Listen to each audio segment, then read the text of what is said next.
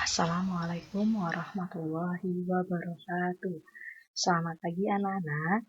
Baiklah, hari ini kita akan belajar tema 7, kepemimpinan, subtema 2, pemimpin idolaku, pembelajaran keempat. Adapun tujuan pembelajaran pada hari ini adalah anak-anak diharapkan mampu menjelaskan cara-cara menjaga kebersihan alat reproduksi pada masa pubertas. Yang kedua, anak-anak diharapkan mampu membuat karya berisi cara menjaga kebersihan alat reproduksi pada masa pubertas. Yang ketiga, anak-anak diharapkan mampu menganalisis peran Indonesia dalam bidang sosial budaya di lingkup ASEAN.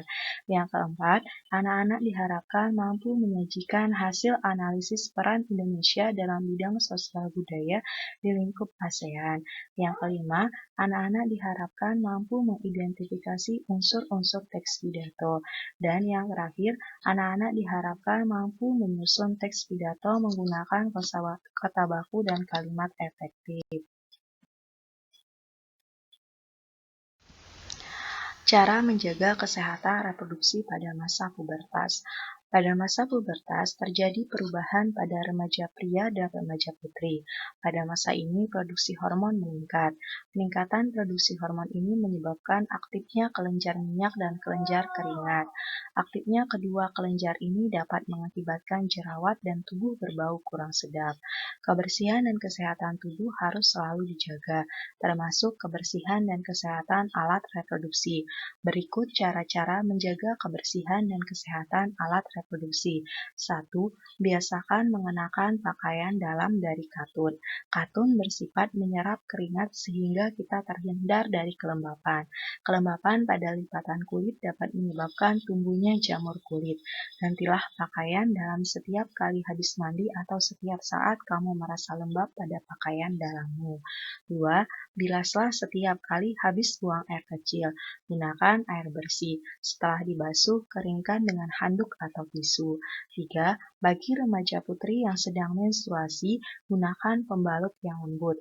Gantilah pembalut setiap kali pembalut yang kamu pakai terasa lembab. Gantilah minimal 4 kali sehari. Bacalah teks pidato Sudin berikut. Selamat pagi Bapak, Ibu, dan teman-teman semua. Hari ini kita akan saling berbagi cerita dan pengalaman tentang persatuan. Saya akan menyampaikan kisah saya mengenai persatuan, lalu saya akan belajar dari kisah teman-teman. Menurut saya, persatuan itu sangat penting, karena dengan bersatu, tugas-tugas yang harus kita kerjakan akan menjadi lebih mudah. Dengan adanya persatuan, pula, kita dapat belajar dari perbedaan-perbedaan yang ada. Saya telah mengalami dan merasakan sendiri betapa bergunanya persatuan. Sekolah saya adalah sekolah yang murid maupun gurunya berasal dari daerah yang berbeda-beda. Beberapa teman saya adalah anak dari Indonesia Timur. Bahkan kepala sekolah saya, Pak Weli, juga berasal dari sana. Kami tidak pernah membeda-bedakan suku, ras, budaya, dan lainnya. Kami selalu mendukung satu sama lain. Walaupun berasal dari Indonesia Timur, Pak Weli tidak hanya mementingkan murid-muridnya yang berasal dari Timur. Pak Weli tidak ragu untuk juga mempercayai kemampuan murid-muridnya yang berasal dari tanah Jawa untuk maju. Saya juga belajar banyak dari budaya teman-teman saya yang sangat beragam.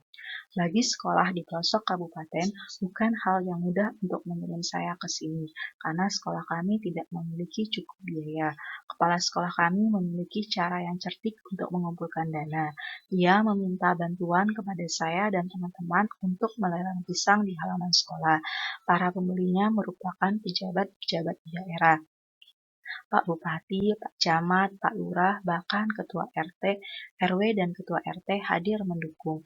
Meskipun hanya saya yang datang ke sini, namun di belakang saya semua ikut berpartisipasi. Itulah mengapa saya sudah merasakan bahwa persatuan sangat penting dan berguna. Itulah pengalaman saya tentang persatuan. Bagaimana cerita teman-teman? Saya juga ingin mendengar dan belajar dari cerita kalian. Terima kasih. Yang pertama, teks pidato memiliki bagian pembuka, ada. Yang kedua, teks pidato memiliki bagian inti, ada. 3. Bagian inti teks pidato menjelaskan tentang topik yang dibahas dengan lengkap, ada. 4. Bagian inti teks pidato memuat contoh-contoh yang mendukung topik. Ada. 5. Teks pidato memiliki bagian penutup. Ada. 6. Teks pidato memiliki kalimat ajakan. Ada. 7. Teks pidato memberi inspirasi bagi pembaca. Ada. 8. Sebagian besar kata yang digunakan dalam teks menggunakan kosakata baku. Ada.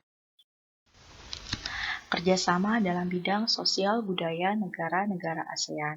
Kerjasama dalam bidang budaya negara-negara ASEAN ditandai dengan pembentukan komunitas sosial budaya negara-negara ASEAN. Komunitas ini memiliki 4 bagian utama sebagai berikut. 1. Mengelola dampak-dampak sosial dari integrasi ekonomi.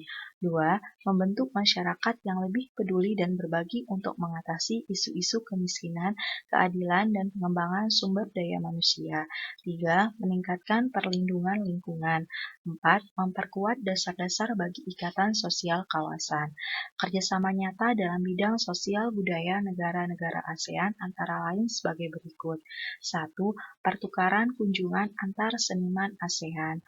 2. Festival lagu dan lomba menyanyi negara-negara ASEAN. 3. Kerjasama promosi pariwisata. 4. Kerjasama budaya serumpun Melayu. 5. Pertukaran berita dan penyiaran informasi mengenai ASEAN melalui televisi dan radio. 6. Penyelenggaraan pesta olahraga SEA Games setiap 2 tahun sekali. Demikianlah pembelajaran pada hari ini. Semoga bermanfaat bagi kalian semua dan dapat kalian pahami. Akhir kata, Ibu ucapkan terima kasih. Wassalamualaikum warahmatullahi wabarakatuh.